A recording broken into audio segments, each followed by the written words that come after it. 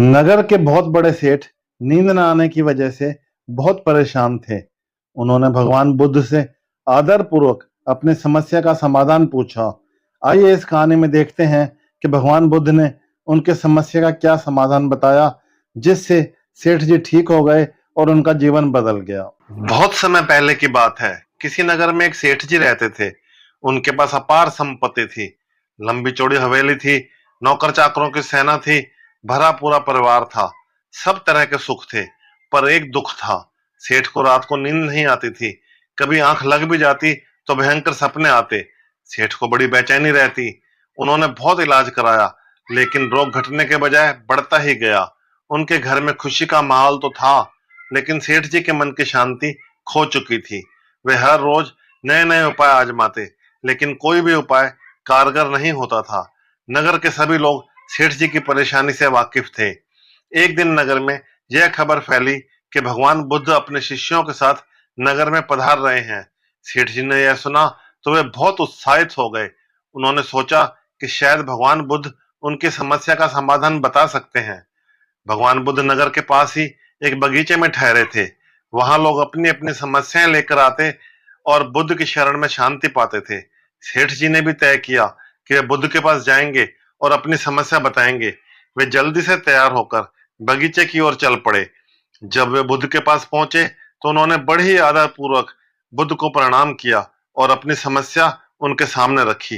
भंते, सेठ जी ने कहा, मेरे पास सब कुछ है, धन दौलत परिवार नौकर चाकर, लेकिन मुझे रात को नींद नहीं आती। मेरी जिंदगी दुखों से भर गई है। कृपया आप ही कुछ समाधान बताएं। बुद्ध ने ध्यानपूर्वक सेठ जी की बात सुनी और मुस्कुराते हुए कहा, सेठ जी, आपके रोग का एक ही कारण है, और वह यह कि आप अपंग हैं। सेठ ने विस्मय से उनकी ओर देखा और पूछा, आप मुझे अपंग कैसे कह सकते हैं? यह देखिए, मेरे अच्छे खासे हाथ पैर हैं। बुद्ध ने हंसकर कहा, अपंग वह नहीं होता जिसके हाथ पैर नहीं होते। वास्तव में अपंग तो वह होता है जो अपने हाथ पैर होते हुए भी उनका उपयोग नहीं करता। बोलो, शरीर से तुम कितना काम करते हो? सेठ जी ने सिर झुका लिया। उन्होंने स्वीकार किया कि वे हर छोटे बड़े काम के लिए नौकरों पर निर्भर करते हैं। वे स्वयं कोई भी शारीरिक काम नहीं करते। बुद्ध ने कहा, अगर तुम अपने रोग से बचना चाहते हो तो हाथ पैर की इतनी मेहनत करो कि थक कर चूर हो जाओ। तुम्हारी बीमारी 2 दिन में दूर हो जाएगी। सेठ जी को यह सुनकर अजीब तो लगा, लेकिन उन्होंने बुद्ध की बात मानी। उन्होंने अपने हाथ पैर का सही उपयोग करना शुरू किया। वे सुबह जल्दी उठते, सैर पर जाते, बगीचे में पौधों की देखभाल करते, घर के छोटे छोटे काम खुद करने लगे। धीरे धीरे सेठ जी की दिनचर्या बदलने लगी। दिन भर की मेहनत के बाद वे रात को थक कर सो जाते और उन्हें गहरी नींद आती। पहले दिन ही सेठ जी ने महसूस किया कि उनके शरीर में एक नई ऊर्जा आई है। बगीचे में पौधों को पानी देने से लेकर घर की सफाई तक उन्होंने सब काम खुद किए। दिन भर की मेहनत के बाद रात को वे बिस्तर पर पड़े ही थे कि नींद ने उन्हें अपनी गोद में ले लिया। कई वर्षों बाद सेठ जी ने ऐसी गहरी और शांति भरी नींद का अनुभव किया था। अगले दिन सेठ जी ने अपनी दिनचर्या में और बदलाव किए। उन्होंने नौकरों पर निर्भरता कम कर दी और खुद काम करने का आनंद लेना शुरू कर दिया। वे खुद खाना बनाना सीखने लगे, अपने कपड़े खुद धोने लगे और अपने घर का रख रखाव खुद करने लगे। धीरे धीरे सेठ जी को महसूस हुआ कि शारीरिक श्रम से न केवल उनकी नींद सुधरी है, बल्कि उनका स्वास्थ्य भी बेहतर हो रहा है। सेठ जी के इस परिवर्तन ने उनके परिवार और नगरवासियों को भी प्रभावित किया।